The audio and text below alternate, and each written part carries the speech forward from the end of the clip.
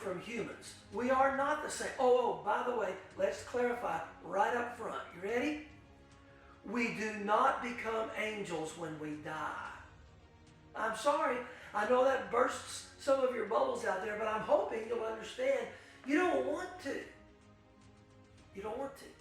Actually, if we were to become angels when we die, we'd have to take a step down. We're much more valuable and much more important to God than that. It's true. So let's take a look at how angels differ from humans. Okay, first off, they are not children of God. Okay, and when I say that, don't misunderstand. That doesn't mean that like there's references in the Old Testament. We even look, well, no, I take it back. We haven't seen it yet. Where angels are called sons of God. That's not the same thing as a father-child relationship in the New Covenant. All right, that's just like something of creation that God created. He produced them. All right, but now they are not children of God like we are. The Bible is incredibly clear. I mean, read Romans 8, Ephesians 1. We are actual adopted children of God. Let's just say, look, if I was sitting here and somebody knocked at the door during our study, somebody knocks at the door, and I go to the door and open it up, and it's a family, a mom and a dad and 4 kids. And I say, well, yeah, can I help you? And, well, we just moved to town and we were just trying to get to know folks. And I said, well, perfect. Come in. Look, I'm in the middle of a Bible study right now with a group, and I want to introduce you to them. And they said, well, that'd be great. So they walk in here, and here they are, mom and dad, 4 kids. And I say, well, hey, why don't you introduce yourselves? And the guy says, well, okay, my name is Bob, and this is my wife, Sally, and these are our kids, Tim and Sharon, Sue and Bill. Oh, well, Tim and Sharon are our kids. Sue and Bill are just adopted. Any chance that's going to make you uncomfortable? It's going to make me uncomfortable. I'm going to stop him and have a little sit down. Okay, but you see, here's the thing. That's not going to happen. Why is that? You know as well as I. Those 2 children there are just as much their children as the first 2. Absolutely. You think that's not true? You try to tell an adopted parent that their child is not theirs, try to take them. You got a fight on your hands. No, sir. No, sir. And we understand that. An adopted child is the same as a naturally born child. Okay, and they understood that too back in this culture that we're studying. And so it's clear that we are children of God, actual adopted children. There's only one begotten of the Father, born of the Father, that's Jesus. Okay? But adopted children, oh, he's got a bunch of them. And if you're a Christian, you're one of them. Okay? Not angels. That is not the role that angels play. So first, they are not children of God. Secondly, this is why, apparently, there's no adoption made available for them through Jesus. God doesn't adopt angels as his children. Okay? So, that's huge. You don't want to trade that. I guarantee you, whatever angels have and whatever they're able to do, I guarantee, well, you and I would not trade being actual children of God for whatever it is they have. Okay? Next point.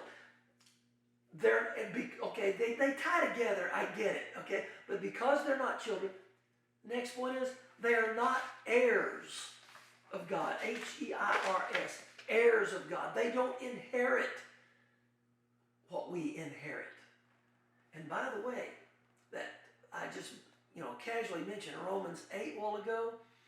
Oh, I'm telling you, this is my favorite chapter in the whole Bible. And in it makes it really clear that because we are actually his children, you know what it says?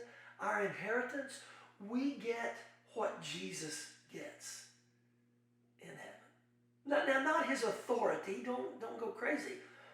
But whatever's provided, whatever he gets in heaven, that's what we get. Why? How is that possible? Because we're his children too. Wow. Okay, next in this little list of how angels and humans are different, there's no redemption provided through Jesus' blood for angels. Now we know they can make mistakes and God deals with them, however, but it's not the same system. It's not the same setup. It's not the same process of redemption and cleansing that we have through the blood of Jesus. And therefore, the last point on that list is they are not indwelt by the Holy Spirit like we are. God in us. God takes up residence in us. Holy Spirit of God, the third member of the Godhead, he lives inside of the believers.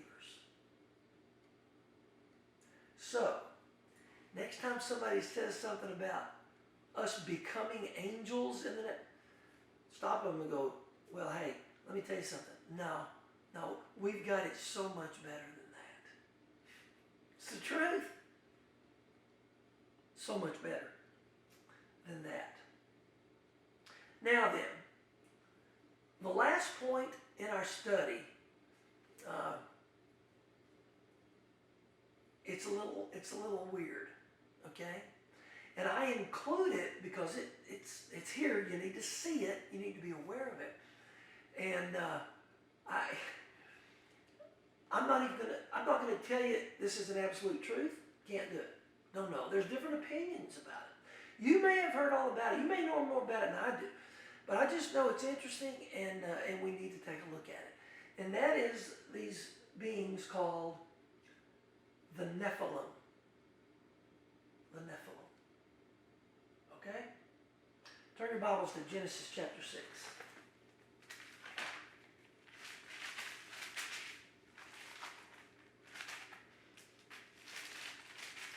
Genesis chapter 6. This is pre-flood. Okay, it's before the flood of Noah. See how I'm doing on time. All right.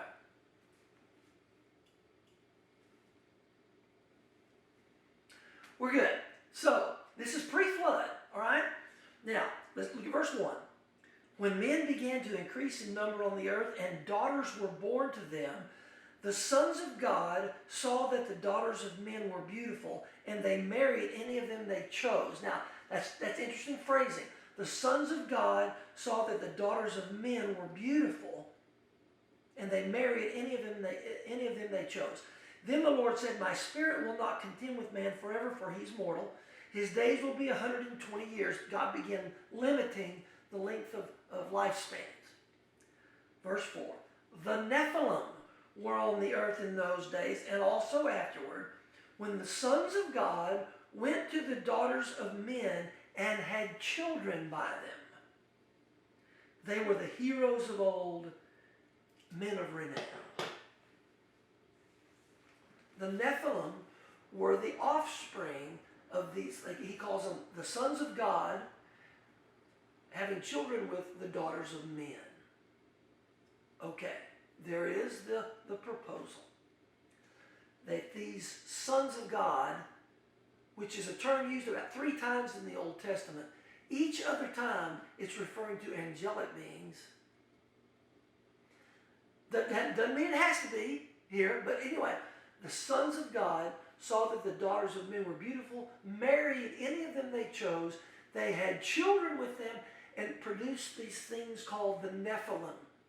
It's interesting, in the King James, it doesn't have Nephilim in the text. You know, it says there were giants on the earth in those days. It just describes the Nephilim. So, some believe that these sons of God were the fallen angels, the ones we talked about, when the war in heaven, Satan and his angels were cast to the earth. And they believe they went and bore children with human women. I know it sounds like a sci-fi movie. I think they've actually made a movie with it. But it's based on this, okay? And they produced these giants. A couple other times that they're referred to. One of them is when Joshua and Caleb and the spies go into Canaan, you know, and they come back and say they're giants. We're like grasshoppers, Nephilim. Okay? True, false? I don't know. Honestly, I kind of lean that way. But here's the thing.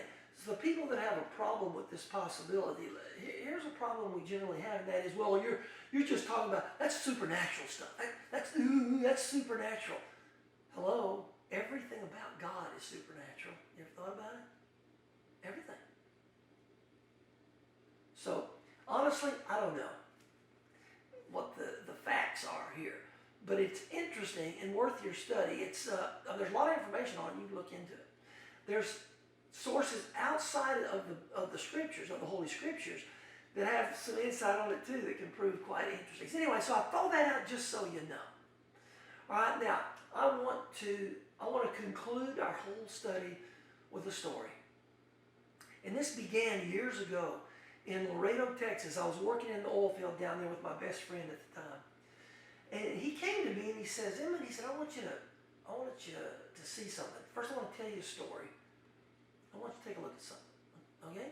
So he tells me a story how his aunt and uncle were on a little bitty private plane flying. They weren't piloting it. There was a pilot and the two of them. And they were flying from one city to another in Texas. And the plane takes off. Everything's fine until all of a sudden the weather starts turning really, really bad.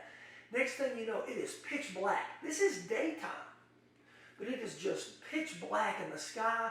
The plane is out of control. The pilot is screaming, I'm out of control. I don't think we're going to make it. And so his aunt was telling him the story. She said, I was just praying and crying. And then she said, all of a sudden, the plane just levels out. It's still dark, but everything's smooth. And the pilot says, hang on, I've got control again. I know there's a landing strip not far from here. I'm going to set it down and we can wait out the storm. They landed. Well, no, not yet. Sorry. And so now they go to, well, now she's crying and praying Thanksgiving. She's so grateful. And the little window beside her, she looked out that window and through the darkness of the sky, the sun broke through. It was just like a beam of light coming through. And it just took her breath away. And she just thought of it as a sign of the moment they were rescued. And so she took her little 35 millimeter camera and snapped a picture out the window. Didn't think anything else about it. So they land, everybody's fine, and life goes on. Well, sometime after, like we used to have to do, she took her film to the store to have them develop it. That you young people don't understand that. Anyway, when she went back to get her film, and she's looking through her pictures, she comes to that picture and she says, oh my goodness, here's that picture that day out the window of the... And something showed up in that picture. Something was in that picture to her.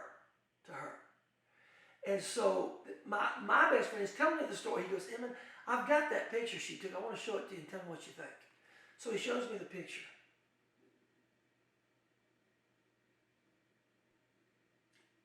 I don't know. I don't know what to think about it. So, hang on. So, my best friend asked her if he could make a copy, get the negatives. That's another thing you young people won't understand. The negatives from her picture packet to make a copy of it because he'd like to have one. And she said, what? I don't know what you're talking about. So she didn't have the negatives. So my friend, I was in the room when he did it. He laid that picture on his dining room table, got his camera, a really nice camera, hooked it up to a tripod, took a picture of the picture, and had it developed and got some copies. And he gave me one. And so I had it. I stuck it somewhere. I didn't think much about it after that. Till years later. I'd gone into ministry. I'd worked for several churches. And I decided to do this study on on angels. I just wanted to study angels. And while I was doing it, I thought about that picture. I found it in my files. And I'm kind of blown away by it. Hang on, just hang on. And so I thought, you know what, I'd like to have it enlarged. So I took it down to Bob Sale Camera and Video in Monroe. And I laid it on the counter to the guy, and I said, I'd like to have that enlarged to like maybe an 11 by 14. I was going to hang it on the wall. She said, oh, hang on a second. She left the room, came back, and she goes, now, I don't know how they know this stuff. She goes, this is a picture of a picture, isn't it? I went, wow. Yeah, as a matter of fact, it is. She said, well, that's what Bob said. And he said that it won't work. It won't hold together. If you try to enlarge it, you won't be able to tell anything, distinguish anything about it. And I thought, no, really? And I said, you know what? Let's try it anyway. Just try it anyway. I'm going to pay for it, so you don't have to worry about it. She said, okay, it's not going to work. I said, all right, make me an 11 by 14. So she took it. Got the call that it was ready. Came back in, and I picked it up. Right at this point in time, I can't find the original 3x5. Yeah, I've got it somewhere. Can't find it. We just moved, and it's lost in the stuff. I know I have it, but it's lost somewhere. But I do have the enlargement. See, you were afraid you weren't going to get to see it. Now look, let me say this first. I've shown this to folks. Some people see nothing, absolutely nothing. Because I know this, clouds can produce all kinds of images. So what's in this picture is the glow of the sun in the midst of a dark, dark storm and clouds. So maybe that's all it is. Here's the picture. Try to get the glare off of it.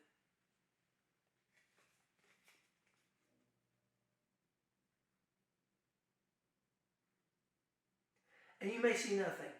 I've had people say that. But on the other hand, I've had a lot more folks see something. Well, what is it? I don't know. So I was fired up about it. I framed it, hung it on the wall. That's chapter 1 of this story. There's 3 chapters. Chapter 2. I got an email sitting right there this is my classroom at OCS. Got an email, and there's a story about a guy flying in a little plane on the border of the United States and Canada. And he got in a bad storm, lost control of his plane, praying to the Lord, and his plane, he got control of his plane again, and a glow in the sky showed up, and he takes a picture. And when he develops the pictures, here's what it was. And it was identical to that. Well, to me, this lost a lot of credibility. I'm thinking, what is my friend's aunt, a kook? So I take the picture off my wall. I put it away somewhere. Now I was kind of embarrassed because it seemed a little fraudulent after this thing. I mean, exact same. So anyway, that's chapter 2. Chapter 3.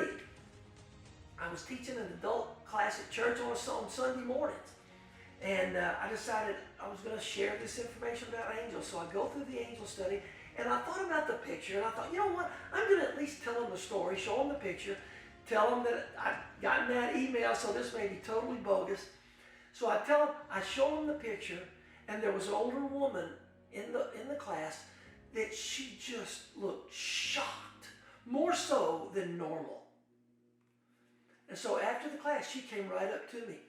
I didn't have any idea. And she goes, Tommy? I said, yeah. She goes, I've seen that. And I said, well, yeah, I got an email. She goes, no. In a picture I took. And I said, you did what? She goes, I was at the graveside of my husband. And I brought flowers and I stepped back and I took a picture of the scene. And when I had the picture developed, that was in the background, in the sky. She said, I'll bring it tonight and show you. She brought it, showed me, identical.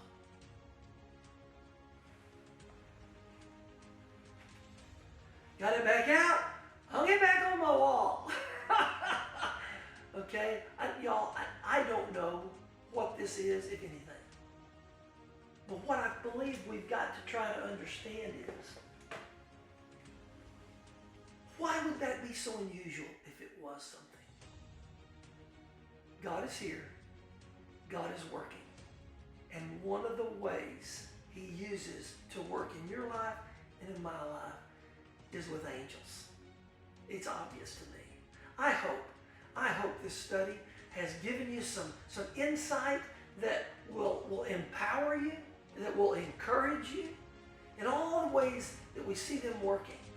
And know that God is ministering to you through these ministering spirits he calls angels. Good night, guys.